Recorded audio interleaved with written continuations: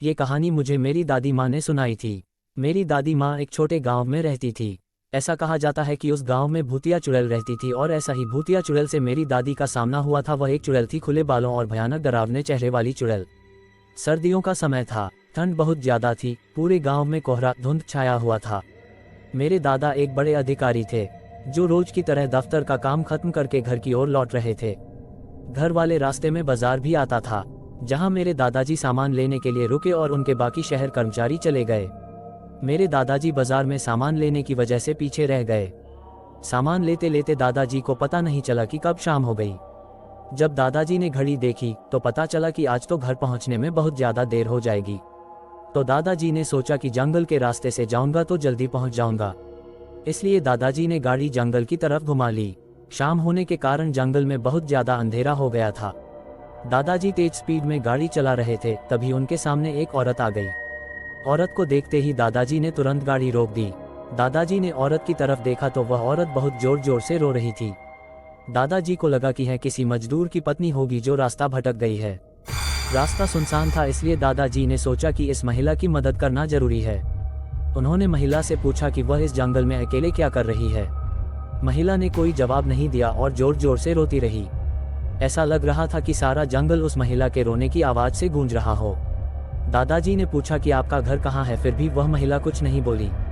दादाजी ने उसको बोला कि तुम मेरे साथ मेरे घर चलो, जिसके बाद वह दादाजी के साथ चलने के लिए मान गई और दादाजी के पीछे वाली सीट पर बैठ गई।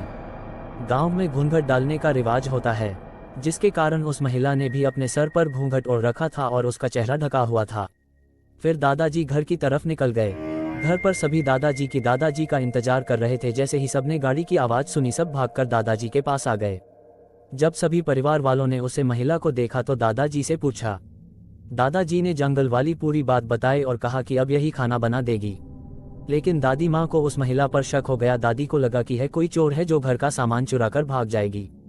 दादी माँ ने उसे रसोई में जाकर खाना बनाने के लिए कहा, जिसके बाद वह महिला बिना कोई जवाब दिए रसोई की तरफ चली गई।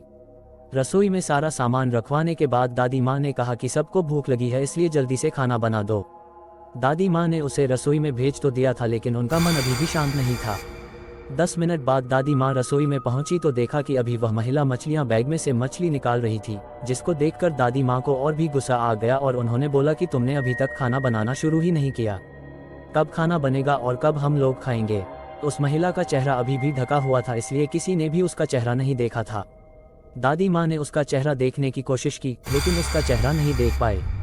दादी माँ ने बोला कि जरूरत हो तो बुला लेना, लेकिन फिर भी वह महिला कुछ नहीं बोली। दादी माँ को लगा कि शायद अनजान लोगों की वजह से यह झिझक रही है, जिसके बाद दादी माँ चली गई। रसोई में अजीबोगरीब आवाज आ रही थी। फिर 10 से 15 मिनट बाद दादी में रसोई में आई तो रसोई का नज़ारा देखकर दादी माँ बहुत डर गई। उनके पैर वहीं पर जम गए। दादी माँ के गले से आवाज नहीं निकल रही थी। दादी माँ ने देखा कि वह महिला रसोई में बैठकर कच्ची मछलियाँ खा रही थी। रसोई में मांस और हड्डियों के टुकड़े बिखरे हुए पड़े थे। उस महिला का घूंघट भी सर पर नहीं था और उसका चेहरा बेहद डरावना, लंबे लंबे काले बाल, बड़े बड़े नाखून और चुड़ैल थी।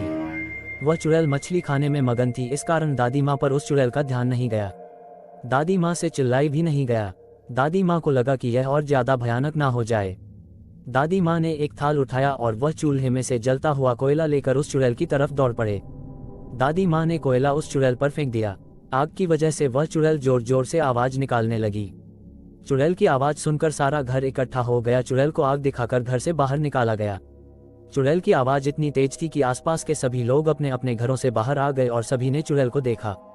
चुड़ैल लोगों को देखकर गांव जंगल की तरफ चली गई। पूरे गांव के लोग चुड़ैल के डर से कांप रहे थे और सभी मेरी दादी माँ की प्रशंसा कर रहे थे, जिन्होंने सही समय पर उस चुड़ैल को आग से भगा दिया।